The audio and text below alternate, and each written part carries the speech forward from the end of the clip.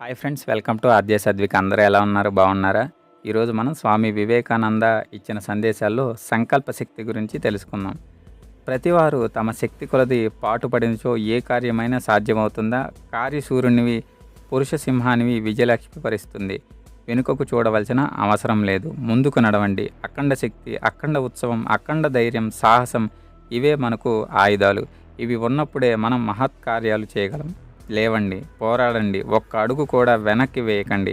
ఏమైనా రానియండి, పోరాడి తేల్చుకుందాం. నక్షత్రాలు గతులు తప్పినా సరే, లోకమంతా ఏకమై మిమ్మల్ని ప్రతిఘటించినా సరే, మరణం అంటే దస్తులను మార్చుకోవడం వంటిదే. దానికేలా చింత? కాబట్టి పోరాడండి. మనం నిత్య జీవితంలో కలిగే సమస్యలన్నీ మనసు నిగ్రహించుకోలేకపోవడం వల్లే కలుగుతున్నాయి. ద్వేషపూరిత తలంపులు, చెడు భావనలు మనసుకి బహిర్గతమవుతాయి. అంతే, మనం నిగ్రహించుకోవడం వలన ప్రతి చెడు భావనను మన నుంచి దూరం చేయగలం. పిరికివాణిగా మారి మీరు సాధించేది ఏమీ లేదు. ఒక్క అడుగు వెనకకు వేయడం వల్ల మీరు విపత్తుని తప్పించుకోలేరు. ప్రతి మనిషిని నేనొక ప్రశ్న అడుగుతాను. నీవు బలంగా ఉన్నావా? బలం నీ బుద్ధికి అనుభవ మూలం. ప్రపంచంలోకి సర్వరుగ్మతలకు బలమే ఔషధం. మేము దుర్బలం అని ఎన్నడూ పలకకండి. మనం సర్వము చేయగలం. మనం ఏమీ చేయలేం, మనం సమస్తము చేయగలం. మనం అందరిలో ఆ దివ్యత్వం కలదు అని నమ్మండి. ప్రతి స్త్రీ, పురుషుడు, ప్రతి బాలిక, ప్రతి బాలుడు జాతి మతం భేదం లేకుండా, జన్మభేదం లేక దీనిని అలంకించి యోచన చేయండి. ప్రతి వారిలో అనంత శక్తి ప్రకాశిస్తుంది. గొప్పవారుగా, మంచివారుగా అవుటకు ఆ శక్తి మనకి ప్రేరేపణిస్తుంది. అఖండ శక్తి అంతా మీలోనే ఉన్నది. పరిస్థితులను ఎదుర్కొని పోరాడు. ముందుకు సాగినప్పుడే పురోగతాన్ని చెందుతావు. మళ్ళీ మళ్ళీ ప్రయత్నం చేసినప్పుడే ఆత్మసంతుష్టతను చెందుతావు. సర్వము నాయందు ఉన్నది. ఇచ్చా మాత్రమును నేను దాన్ని అభ్యక్తం చేయగలను అని పలకండి. నాకేమీ తెలియదు, నేనేమీ చేయలేను, నేనేమీ కాను అని చెప్పడం మానివేయండి. ఇది పలికిన వారికి త్యాగం, వినయం ఏవీ ఉండవు. అటువంటి ఆత్మవంచనకి పాలుపడకండి. దేశమంతా విశ్వాసాన్ని ఏర్పరచండి. ఏం చిక్కు వచ్చినా ప్రతిఘటించండి. ప్రతి జీవనంలోనూ అనంతమైన శక్తి ఉంది. వ్యతిరేక భావాలను తలుస్తూ మీరు కుక్కపిల్లల్లాగా, పిల్లుల్లాగా మారాలా?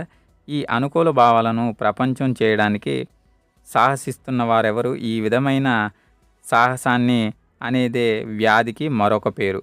మీరు దానిని సమస్త్రం అని చెబుతున్నారు. చేతగాని వానికి ఇది ఒక ముసుగు. మంచుకొండ విరిగిపడినట్లు మీరు లోకంపై విరుచుకుపడండి. మీ భారాన్ని ఈ ప్రపంచం 2 ముక్కలుగా చీల్చగలగాలి. మనోవాత్సల్యాన్ని నీ ముఖాన దాచుకో. రోజున బయటకు రాకుండా తలుపులేసుకుని గదిలో కూర్చో. ఈ వ్యాధి ప్రపంచంలో వ్యాపింపజేయడానికి నీకేం హక్కుంది? ఓ మిత్రమా, నిన్ను దుఃఖానిగా చేసుకున్నది ఏది? సర్వశక్తి నీలోనే ఉన్నది. ఓ శక్తిశాలి, నీ సర్వశక్తి స్వభావాన్ని వ్యక్తీకరించు. వ్యతిరేక భావమును తలుపొస్తున్న వారి గూర్చి విన్నప్పుడు నా తలపైన పిడుగుపడిన భావన కలుగుతుంది. నీవు సర్వశక్తి సంపన్నుడు, సర్వజ్ఞానుడువు. ఆ శక్తి నీవు ఇప్పటి వరకు అభివ్యక్తం చేసి ఉండలేవు, కానీ అది నీలోనే ఉన్నది. నీవు సర్వశక్తి సంపన్నుడువు, పరమ పవిత్రుడివి, నిత్యం ముక్తుడివి. సమస్త జ్ఞానం నీలోనే ఉన్నది. ఈ జ్ఞానాన్ని నీవు ఎందుకు ప్రకటించలేవు? నీవు దేనినైనా విశ్వాసం కలుగలేదు కనుక. విశ్వాసం ఏర్పడిన వెంటనే అది తప్పక వ్యక్తపరుస్తుంది. నీవు కూడా ఆ అనంత శక్తి, అనంత జ్ఞానం, అపవిత్రమైన ఉత్సాహం నీలో ఉన్నాయని తలుస్తూ ఆ శక్తిని బహిర్గతం చేయి. లోపం ఉన్నదని భావించడమే లోపానికి కారణం. బలం, పరిపూర్ణతల గురించి భావించడమే లోపానికి సరిదిద్దుకోగలం. పోరాటమే జీవిత లక్ష్యం. పట్టుదల వదలకుండా చేసే ప్రయత్నం చివరికి విజయాన్ని చేకూరుస్తుంది. ఒక్కరోజులో మనం దేన్ని సాధించలేం. కష్టాలు పర్వతం అంతగా కనిపించినా, పరిస్థితులన్నీ భయంకరంగా నిన్ను వేధిస్తున్నా అన్నీ మాయే. భయపడవద్దు. అది తొలగిపోతుంది, అణిచిపెట్టబడుతుంది అని, అదృశ్యమవుతుంది, త్రొక్కివేయబడుతుంది అని భయపడకు. ఎన్నిసార్లు పరాజయం పొందినా ఆలోచించవద్దు, తలచవద్దు. కాలం అనంతమైనది. ముందుకు సాగిపో. ఆత్మశక్తి మాటి మాటికి భావించు. ధీరా హృదయమా, నీ శక్తి సామర్థ్యాలన్నిటినీ అంధకారాన్ని నుంచి అధిగమించు. ఇచ్ఛాశక్తి తక్కిన శక్తులన్నిటికంటే బలమైనది. అది సాక్షాత్ భగవంతుని వద్ద నుండే వస్తుంది కాబట్టి దాని ముందు తక్కినంతగా లొంగు. పవిత్రత దృఢము అయిన ఇచ్చ అంటే సంకల్పము సర్వశక్తిమైనది.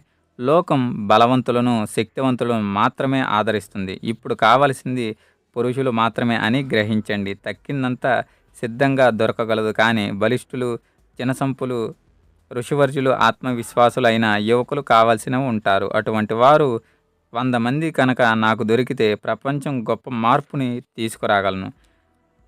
సాధువులు చిరకాలం మనల్ని ఫలితమడగడానికి తగిన శక్తి కలిగి ఉన్నది. దౌర్జన్యానికి, హింసకు అటువంటి శక్తి లేదు. జనులను బలిష్ఠులుగా మార్చండి. పరాజయమే ఎరుగని దృఢ సంకల్పాలను, ధీర హృదయులను నాకు కావాలి. పవిత్రులు, స్వార్థరహితులు అయిన కొంతమంది స్త్రీ పురుషులను నాకివ్వండి. నేను వారితో ఈ ప్రపంచాన్నే కదిలించగలను. ఈరోజు ఈ కథతో ముగించి రేపటికి మరొక కథతో కలుద్దాం. మీ సపోర్ట్ని నాకు లైక్, షేర్ అండ్ సబ్స్క్రైబ్తో తెలియజేయగలరు. వీడియో నచ్చినట్లయితే స్క్రీన్ మీద కనపడుతున్న క్యూఆర్ కోడ్కి 2 రూపీస్ని డొనేట్ చేయగలరు. Thank you.